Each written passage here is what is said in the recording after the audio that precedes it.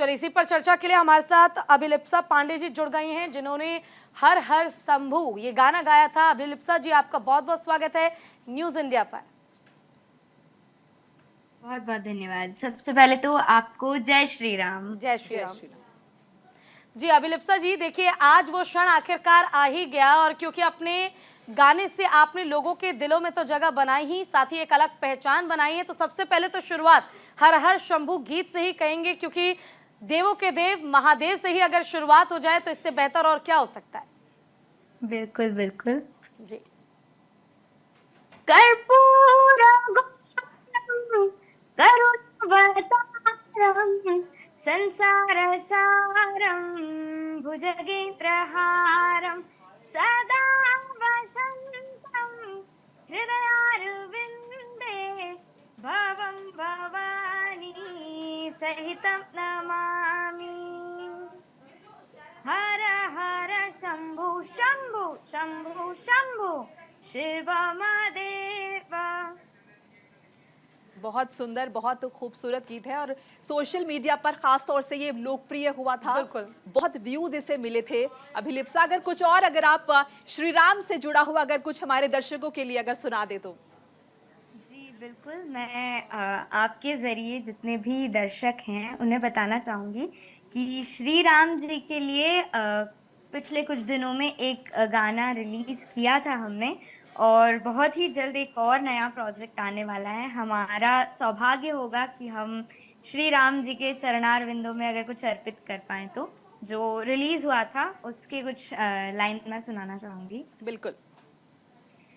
गीता से यही ज्ञान मिला के भारत हमारी शान है। काशी मथुरा सरयू नगरी कण कण में भगवान है। राम हमारे हम रघुवर के भक्त बड़े मत वाले हैं। राम पे जीने वाले हैं और राम पे मिटने वाले हैं। केसरिया रंग सजा देंगे सारे हिंदुस्तान में। राम का नारा लगा देंगे सारे ही जहान में। बिल्कुल अभिलिप्सा जी, आपका ये जो गीत है और जो आपकी आवाज़, वाकई आवाज़ में इतना दम है कि मुझे लगता है कोई भी व्यक्ति जो है वो अपने आप ही गानों को सुन उसमें खोने को मजबूर हो जाएगा।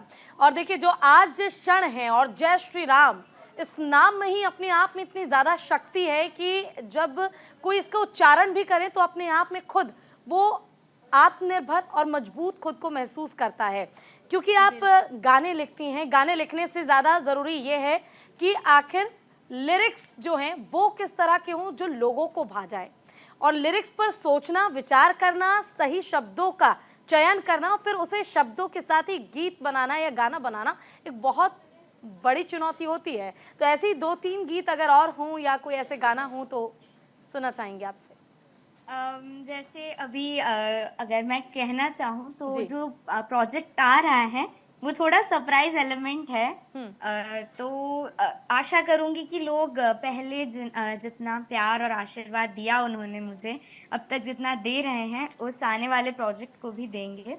वो क्योंकि श्री राम जन्मभूमि पर जैसे बहुत पहले हमारा नारा चलता था कि मंदिर वहीं बनाएंगे, मंदिर वहीं बन रहा है। ये सिर्फ एक या दो लोगों का सपना नहीं, हर हिंदू का सपना था कि कभी ना कभी उनके जीवन में ये मौका आए कि वो राम मंदिर जाकर दर्शन करे। मैं बहुत छोटी थी जब पिताजी और माँ के साथ गई थी अयोध्या, तब हमने प्रपोज्ड मॉडल के सामने फोटो क्लिक किया था।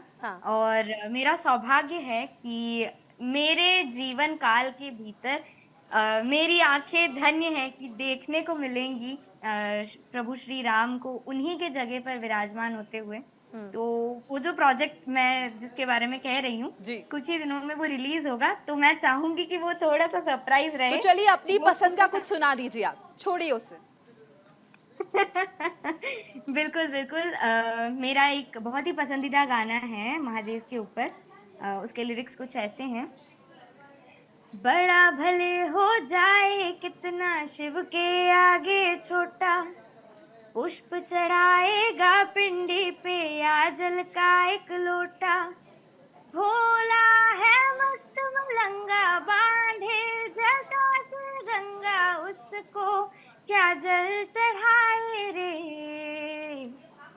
गंगा तू कहाँ से लाएगा, भोला सबको देता है। तू क्या भोले को चढ़ाएगा, भोला सबको देता है। कब तुझे समझिए आएगा, भोला सबको देता है। बिल्कुल अभिलिप्सा जी, जब बात प्रभु श्री राम की हो तब हम उनके भक्त हनुमान को तो कभी भूल नहीं सकते।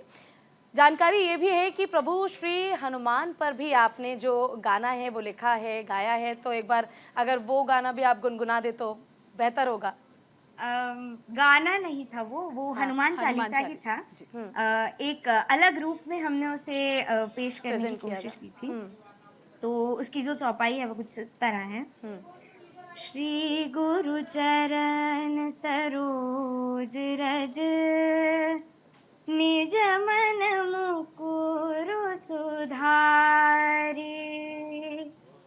बरनउँ रघुबर विमल जसु, जो दायकु फल चारि।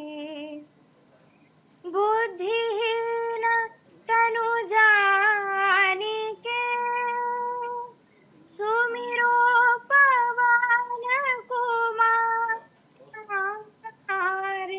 बल बुद्धि विद्या देहु मोहि, हरहु कलेश विकार। बहुत सुंदर, बहुत सुंदर। अभिलिप्सा, अगर 22 जनवरी को आपको जाने का मौका मिलता है, अगर आप जा पाती हैं अयोध्या, तो कौन सा गाना वहां पर आप गाना चाहेंगी? आपने जैसा बोला कि अगर मौका मिलता है तो वो मेरे लिए बहुत बड़ा सौभाग्य होगा। कुछ प्रपोजल्स हैं कि पधारना होगा वहां पर, तो अगर भगवान श्री राम की इच्छा होती है तो ज़रूर पधारेंगे। और जैसे कि मैंने आपको कहा कि पिछले कुछ दिनों में वो जो प्रोजेक्ट रिलीज हुआ था केसरिया रंग, और आगे आने वाले कुछ दिनों में जो आने वाला प्रोजेक्ट है श्री राम जी का, वो ज़रूर गाऊंगी। और स्पेशली मेरी इच्छा है कि जो हनुमान चालीसा है, अगर उतना समय हो या फिर लोगों में उतना पेशेंस हो कि संपूर्ण हनुमान चालीसा सुने आराम से बैठ के, तो हनुमान चालीसा ज़रूर गाऊंगी। और बाकी तो हमारी जो माननीय सम्माननीय ऑडियंस है, जो उनकी इच्छा होगी वही सुनाएंगे। अपनी इच्छा से एक और गाना सुना दीजिए जल्दी से। अपनी इच्छा से गाना अगर आप बोले तो लड़ी लगी रहेगी।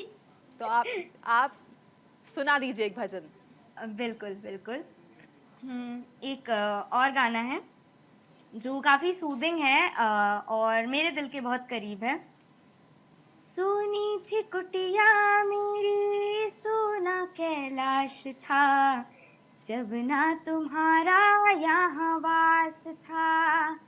हो गंगा जटाओं से ना ऐसे बही कभी, चंदा में इतना ना प्रकाश था। हम तो थे मस्त मलंगोरी, नंदी ही था संगोरी, तुमने उड़वा दिया है। सुनो ये बात जी, अमर ये साथ जी, तुम्हारे संग सदा है भोलेनाथ जी।